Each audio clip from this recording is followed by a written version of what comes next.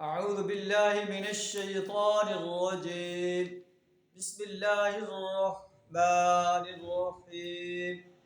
ما يجادل في آيات الله إلا الذين كفروا فلا يغرك تقلبهم في البلاد. صدق الله العظيم.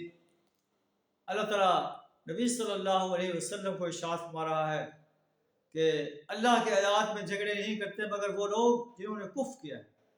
فلا یغرک تقلبهم فی البلاد. ان کافر انسانوں کا زمین کے اندر چلنا پھرنا تمہیں کسی دھوکے میں نہ ڈال دے.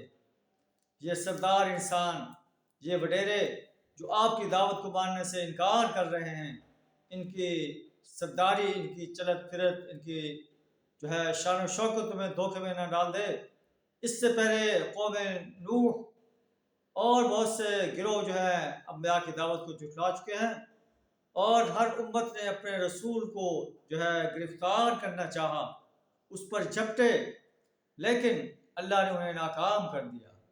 انہوں نے باطل کو مسلط کرنے کی کوشش کی حق پر، حق کو مٹانا چاہا.